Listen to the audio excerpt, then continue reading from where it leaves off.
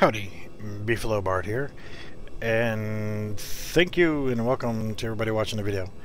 And the topic of this video, as you can probably see by the title, may be a little bit controversial for some folks, but this is just my opinion. These are my thoughts, so feel free to leave me some comments. As long as they're not completely trolled out, then, you know, it'd be worth discussing. But definitely give me a thumbs up if you like it. Preferably a thumbs up. But I'm sure this is going to make a few people angry with my personal opinion of what this should be. With the introduction of, and as you can see I'm on 1.8 PTS, with the introduction of patch 1.8 coming really soon, we're bringing in some new modes. And with those new modes, what we have is one that is called Skirmish Mode. And it is dedicated for the PvP players. It gives you a 4 versus 4. And it's pretty fun. It's fast-paced, small arenas. So it's got a time limit and a kill limit. And yeah, it has a lot of promise. And it promises to actually be a lot of fun overall for a lot of people. Even for myself that I don't normally engage in PvP. I don't want to go into the Dark Zone because I don't like the general douchebaggery of what goes on in the Dark Zone. So, with that being said, we have this new PvP mode. We already had another PvP mode called Last Stand, and it's been, well, a premium item. And hopefully they'll make that free of charge, because honestly, there's just not enough people playing it. It's a really good mode. It's a lot of fun to play, but there's just not enough people to really get consistently get into good battles with it. So make that free, and then bring in more modes besides just Skirmish and Last Stand. Excuse me. And with that, I mean, you can have something like a straight up capture the flag mode. You've already got Last Stand where it's a matter of capturing and holding objectives. Okay, use these new smaller maps, and instead of just doing the Skirmish mode only, then go ahead and use Last Stand mode in the smaller map with no NPCs running around. It just seems logical. You have two different zones. I mean, honestly, you have Zone A and Zone B, your spawn point and your enemy spawn point. And you have to defend your spawn point, and they have to defend theirs. And you also need to be attacking theirs, and they need to be attacking yours. So, a lot of different games that have a basic mode to where it's a capture the flag type situation. World of Tanks being an example. You go across the map, and you camp on their flag, and you win. Or if you kill everybody else in the match, then you win. But you bring in the elements of Last Stand. Have it to where if your team can get across the map and hold both objectives, yours and theirs, then your team wins. Or, you know, have a point cap, where you do right now, and Last Stand has a point cap.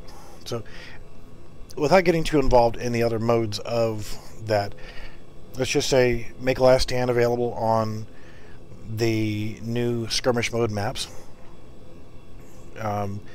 I've mentioned before in other videos, utilizing locations that are already existing in the map, like, oh, I don't know, some of the parks. And I've done separate videos like Madison Square Park would be an awesome PvP arena, much like using either the standard Skirmish mode or my enhanced Skirmish mode, which would be like Last Stand. Gramercy Park, small, fast-paced.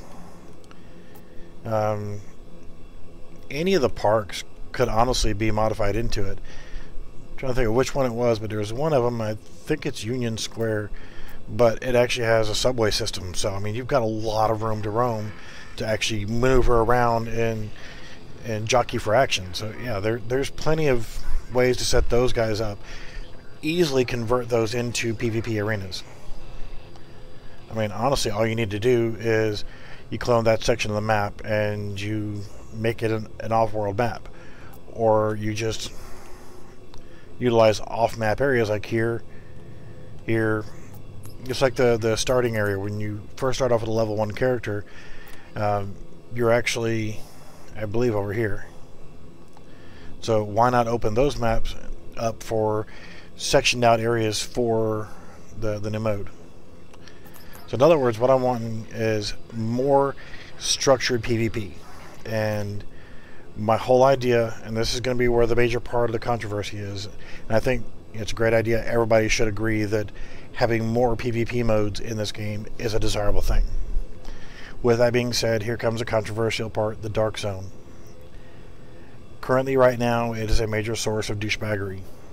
You know, they've had to go through in patch 1.8 to create a whole new rogue system to try to limit the amount of general douchebaggery. I mean, honestly, you would have 2 groups of 4 go rogue and camp out near a checkpoint. And if you try to make it to the checkpoint, then you get stuck in combat because they're going to shoot at you and prevent you from being able to get into the area and get out. Or if you're just trying to go in there to meet up with friends or whatever, and you can't get from that point to another point because you have to go through 8 rogues. Or you'll have a group of 4 rogues, and then you'll have another couple of guys that are actually body blocking. You're trying to shoot the rogues, and these guys are not flagged up rogue, and they're standing in front of the rogues so that you accidentally shoot them and you go rogue. So yeah, the new system turns off friendly fire unless you actually go rogue. That's fine. I'm okay with that. But my whole thing is actually converting the entire Dark Zone into a completely different area. You've already got this huge third of the map sectioned off with walls, specific checkpoints, safe rooms. You've got extraction points. You've got landmarks. Let's utilize a lot of this stuff here and enhance it a little bit more and make the entire Dark Zone into a full-on cooperative, no PvP, no friendly fire whatsoever, no way of going rogue in this zone, but having an open world PvE cooperative raid style situation. World of Warcraft had or has the big 40-man raids. Why not allow the Dark Zone to be that raid zone? You take, starting off, everybody would have to start off with DZ1, and at the start of the event, and this event would actually, and I'll cover this later, would actually auto refresh itself, okay? But everybody starts in DZ1, and you can start from either of these 3 checkpoints. You come in, and this landmark right here is conveniently called the blockade. Now, everything along the way on the borders, the border blocks, okay, they would be blocked off. You could not cut through the gas station and come over to this road and bypass the landmark. If you want to go from DZ1 to DZ2, you have to go through the roadblock or the blockade here. And the only way you can get through there is you have to obtain the key. And this is something that's, you know, already in the game mechanics of obtaining a key to be able to unlock a door. So to unlock that gate, you actually have to find the key. And that key would be hidden on the body of, we'll say, 3 named bosses. They would spawn at, you know, random locations throughout the area, and just because you killed the named elite or named boss doesn't mean that's the one that actually drops the key. So you may actually have to fight a heavy battle over here, then another one over here, and then another one over here, just to be able to find the one NPC that actually drops that key. Once the key has been found, anybody can pick it up and then go and open up the landmark or open up the blockade. Once that gate is open, now it's open. anybody that comes in after the fact can come into these checkpoints and then be able to just walk down the street and go right into DZ2. Now, again, all of the cut-throughs between DZ2 and 3 will be blocked off, and the only way now to get into DZ3 is, we'll say, over here. There will be another blockade at this road juncture here. Now, same thing, you're going to have to find and kill the named elites to be able to find the one that actually drops the key, and then you can come over here and unlock this gate and go into DZ3. And now, the next one, the only way into DZ4 would be over here. So you make it to where you can't just walk straight down the road and cut over a block and then walk straight down the road and then walk over here and then go, okay, we're done. So you actually do here, we'll say come over to here, here, here, here, here, and then we'll say right over here maybe, or one of these roads. Come into this area right here, and maybe this road right here, and then over in this zone right here, we'll say these couple blocks would be the big boss, and it would be the toughest overall opponent to deal with. Now, the whole thing is, when you go into DZ1, there may be nothing but a bunch of reds with a couple name bosses and a couple elites, a couple purples, whatever, and it's relatively easier. It's going to be the easiest level. And going along with the premise of the new Horde mode that's coming in with 1.8, essentially the same deal. You have random spawns throughout the entire zone until that area has been conquered, and then you're able to make your way into DZ2, and it's just a little bit harder. Maybe you could fight different waves, just like in that, but you're fighting your way from zone to zone, getting progressively harder and harder and harder, for a total of 9 different zones that everybody would have to go through. And once the world boss, the big bad world boss, is actually taken out, then everybody that's there in that zone within a certain radius of the boss when he dies gets credit for it, or gets a cash for being there in that zone for completion of this. But each one, once you progress through here, then you get to the very end. World boss is done. Everybody has 1 minute or what have you to vacate, or they get automatically teleported back to base of operations, we'll say.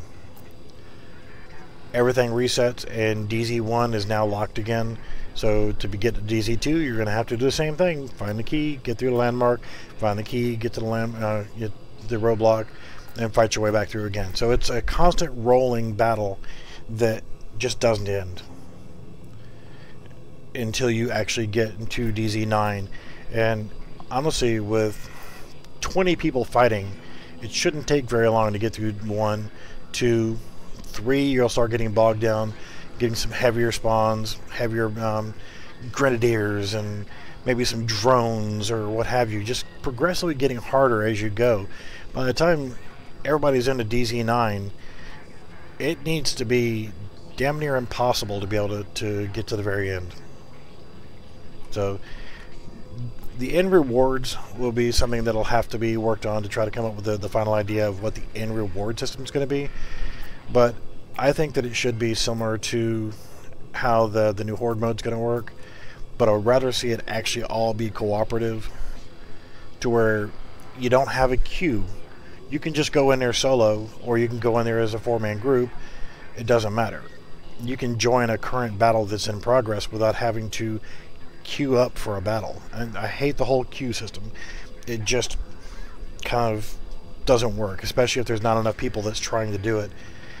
You have a set difficulty level, and whether or not you can make it is up to you or your group or however many people are out there. It doesn't scale. The other option is actually making the entire Dark Zone the same as the Intrepid, but on a larger scale. But I like the idea of it being that way on a larger scale, but also being an open world raid zone. Alright, well, that is my opinion of what I think should happen to the Dark Zone. We should get a whole lot more PvP modes that makes it to where the Dark Zone is no longer a high priority PvP area for anybody to go in and do. It becomes an open world cooperative raid zone. So those are my thoughts. I appreciate you watching the video. Please take the time to give me a thumbs up on the video, and definitely leave me some comments on what you think about it, and definitely subscribe. Really need to get those subscribers up. I want to hit the 100 mark as quickly as possible, and then want to start climbing to 1,000. So guys, please give me a thumbs up, please subscribe, and drop me some comments. Thank you for watching.